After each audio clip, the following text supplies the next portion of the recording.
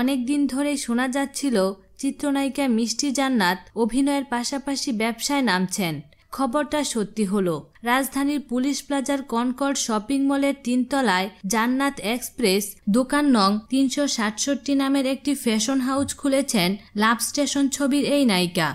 সেই ফ্যাশন হাউসের শুভ উদ্বোধন হয় শুক্রবার সন্ধ্যায়। আর সেখানে উপস্থিত থেকে জান্নাত এক্সপ্রেসের উদ্বোধন করেছেন জনপ্রিয় চিত্রনায়ক রিয়াজ আহমেদ ও অভিনেতা মিশা সওদাগর। আরও উপস্থিত ছিলেন পরিচালক সমিতির সভাপতি মুশফিকুর রহমান গুলজার, চিত্রনায়িকা বিপাশা কবির, অমৃতা, চিত্রনায়ক স্বপন মিত্র, চলচ্চিত্র নির্মাতা বুলবুল বিশ্বাস, চলচ্চিত্র প্রযোজক ফরমান আলী সহ আরও অনেকেই। জান্নাত এক্সপ্রেস উদ্বোধনের সময় রিয়াজ বলেন, আমি অভিনেতা ছাড়াও একজন ব্যবসায়ী।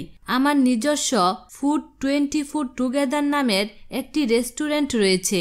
শিল্পী পরিচয়ের বাইরে ব্যবসায়ী পরিচিতি পাওয়া দোষের কিছু নয়। আমি জান্নাত এক্সপ্রেসের সাফল্য কামনা করছি। মিশা বলেন, পৃথিবীর অন্যান্য দেশের প্রায় প্রতিটি শিল্পী অভিনয় ছাড়াও ব্যবসার সঙ্গে জড়িত। আমাদের দেশে এটা কম দেখা যায়। ব্যবসা করে বাড়তি উপার্জন করা যায় এবং এটা সম্মানজনক। মিষ্টি জান্নাত বলেন, রুচিশীল ও ফ্যাশনেবল পোশাক পাওয়া যাবে জান্নাত এক্সপ্রেসে। তিনি বলেন, আগামীতে এটাকে আন্তর্জাতিক ব্র্যান্ড হিসেবে বিস্তৃতি দিতে চাই। এছাড়া ঢাকার বসুন্ধরা সিটি, যমুনা ফিউচার পার্কেও শীঘ্রই জান্নাত এক্সপ্রেসের শাখা চালু হবে। মিষ্টি জান্নাত অভিনীত তুই আমার ছবিটি মুক্তি পেতে যাচ্ছে আগামী 21শে এপ্রিল। সজল আহমেদ পরিচালিত এই ছবিতে মিষ্টির বিপরীতে অভিনয় করেছেন সাইমন। বিনোদন জগতের নিত্য নতুন খবরাখবর জানতে আমাদের চ্যানেলটিতে সাবস্ক্রাইব করার জন্য আপনাকে আন্তরিক ধন্যবাদ।